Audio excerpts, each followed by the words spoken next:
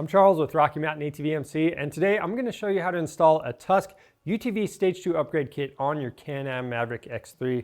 This is one of the easiest ways to get some of the most popular accessories installed on your brand new machine. So what the Stage 2 kit comes with is your full glass windshield, your pivot folding mirrors with A-pillar mounts, a Polycarb rear window, and a cargo barricade.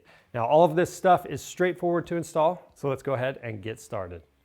We're going to start out with the Polycarb rear window. We've laid out a blanket so this doesn't get scratched, and I'm wearing rubber gloves so I don't get my fingerprints all over it. So all we need to do to prep this is remove the protective coating from both sides. We're going to start the install process with the rear window. So the first thing you want to do is get the 24-inch piece of foam tape out of your kit, and we're going to install this across that horizontal roll cage bar. And if you have any extra foam tape, you can simply cut it off. And this is just going to help take up any vibration between that rear window and your roll cage. Now to install the rear window, you need to install one side first, and you're going to have to bend this just a little bit to get it down into place. And then we've got the 8 hook and loop straps. We're going to loosely install those all the way around and then make our final adjustments, and we'll tighten them down.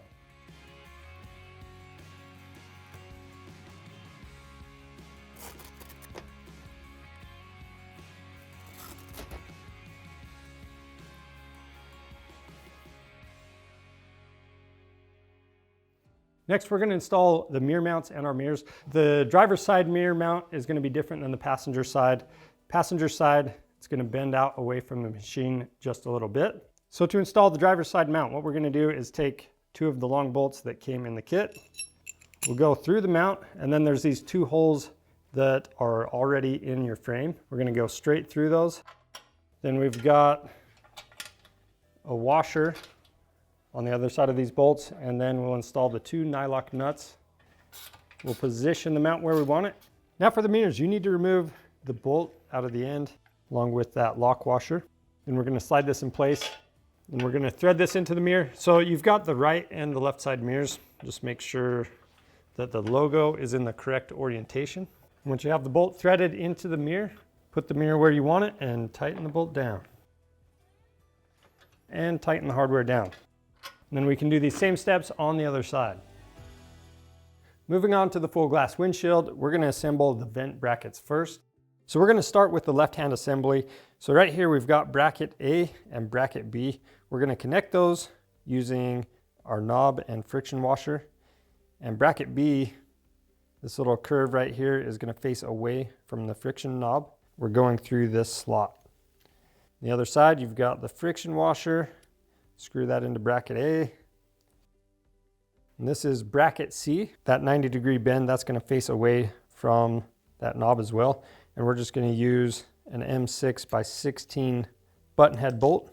We'll go through bracket B, then C, and install the nylock nut. And we're going to leave all the hardware loose. And since this one's prepped, we'll go ahead and prep the right-hand bracket as well.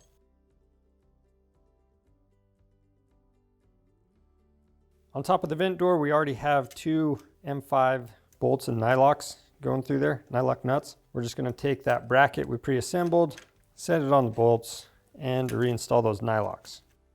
And then back with the M6 by 16 millimeter button head bolts, I'm going to push the door up, come through the front, and go through bracket C. And again, use the nylock nut. We'll do that in both locations and on the other side. With everything loosely installed, we need to go ahead and tighten down all of the hardware, and we're going to make adjustments as we go. Now the main thing to pay attention to is this pivot bolt. You want to tighten that until it lightly seats, and then back it off about 1/8 or 1/4 of a turn.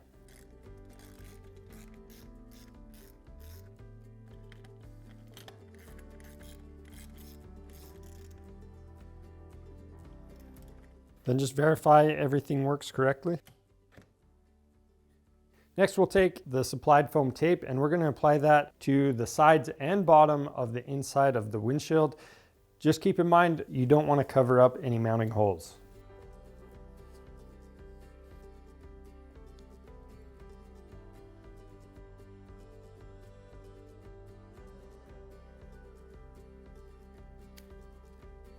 The next step is to mount up the windshield wiper. So we're going to install this closer to the driver's side. So we need to remove this plug. You just press in on the tabs, it'll pop right out. Then we need to remove the handle from the mount. So we'll remove that smaller nut. On the mount, remove one of the nuts, the washer, and a rubber grommet. Then you can install the mount through the hole and reinstall the rubber grommet, washer, and nut on the other side. And you can use a 17mm wrench on each side to snug this down.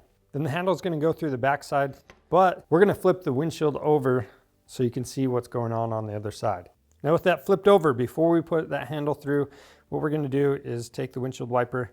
You need to pop up this cover right here. There's two little tabs. Press in on those. Take the wiper arm, stick it through there. Then you're just going to hook this onto the wiper, clip that cover into place. The next step is to pop up your cover, and then you'll notice there's splines in this handle. Once this goes through your mount, you want to make sure that those splines are lined up with this wiper arm, and then I like to have this handle lined up with the wiper arm as well. Then you just want to reinstall the nut and snug it down. Now we need to prep the clamps, so I'm going to take all of these apart. So we've got this bolt on top with the washer. We're not going to reuse this bolt, but we will reuse the washer. And we've got the two on the back. So now we're ready to install half of the clamp to our windshield. We've raised it off the ground with a couple wooden blocks. Now, this bolt that came out of the front of the clamp with the washer, you're going to be replacing that one with an M8 by 20mm button head bolt. And we're just coming through the front of the windshield. We're going to install the spacer. So this is going to be on both sides and on the tops. The bottoms are going to be left blank. The clamping surface is going to be towards the outside of the windshield. And just leave the bolt loose enough that you can make adjustments. To get the windshield installed, we need to install some J-nut clips. We're going to start out by removing screws on top of the dash with a T30 Torx bit. Then you'll notice these two dimples underneath the dash panel we just removed the screws from. We're going to drill out the outer dimple on each side of the machine. We're going to use an 11/32 inch drill bit. Then you've got two push rivets we're going to take out as well. The next step is to lift up the dash just far enough to install the J-nut. I'm using a paint pen to hold that up. And then I'm just going to use some needle nose pliers to help guide this into place. Once you have that done on both sides, you can go ahead and reinstall the 4 trim clips and the 6 mounting screws. To install your windshield, you need to temporarily remove your roof. So what you want to do is disconnect the 4 quick release tabs.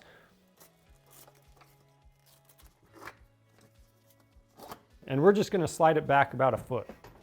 And when you lift the roof up, you want to keep track of the 4 foam pads underneath. After that, you want to have a friend help you set the windshield in place. And with all of the clamps sitting in the correct positions on the roll cage, you want to loosely install the back sides of the clamps.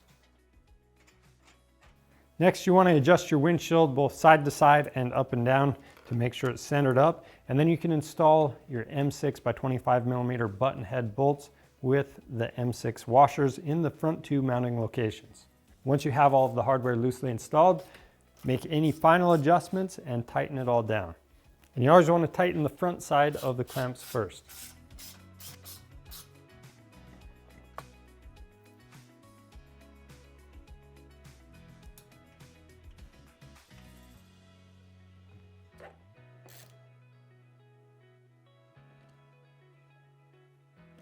Once everything's tightened down, you can reinstall your roof.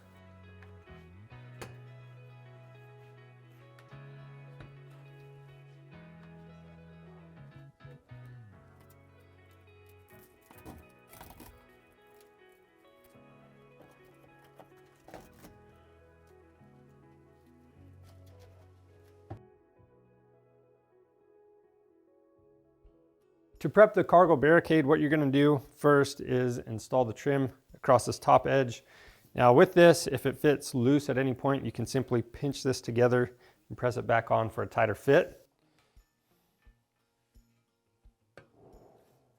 Next, we need to install the left and right brackets. So how you tell you have the right one in the correct spot is the wider slots. Those are going to go against the Barricade, and the slant is going to face down and towards the back of the Barricade. You're just going to use 2 of the M6x16 button head bolts. We'll go through the Barricade, through that bracket, and then we've got a nylock nut on the front side.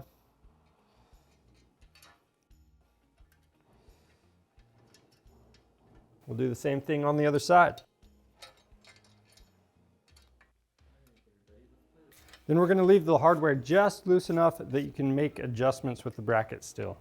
Next, we're going to install the cargo Barricade. So we need to start out by removing this shroud, and we're going to use a T30 Torx bit to remove the 5 bolts that are in it. Next, we need to remove the tail lights on both sides. So I'm going to start by disconnecting the electrical connector. Then we've got 2 T20 Torx bit screws on the bottom and 2 T30 screws on the top. Then you'll want to use your T30 and a 10 mil to remove the 2 bolts at the back of the bed. Now we're going to set the cargo Barricade into place, and we're going to use those same 2 mounting screws that we just removed. And we're going to go ahead and tighten this hardware down.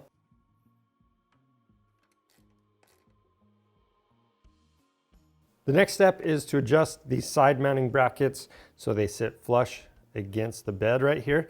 Once you have them where you want them, you can use a Sharpie to mark these mounting holes. We'll do the same thing on the other side. Then we're going to remove those brackets and use the supply drill bit to drill those mounting locations out.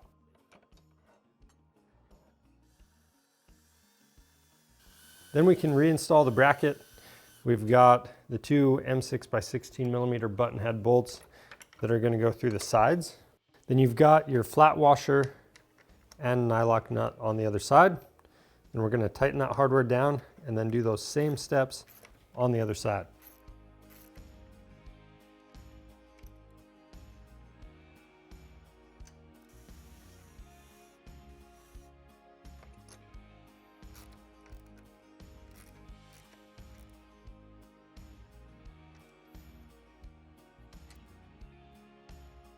Next, we need to install the taillights and the rear shroud.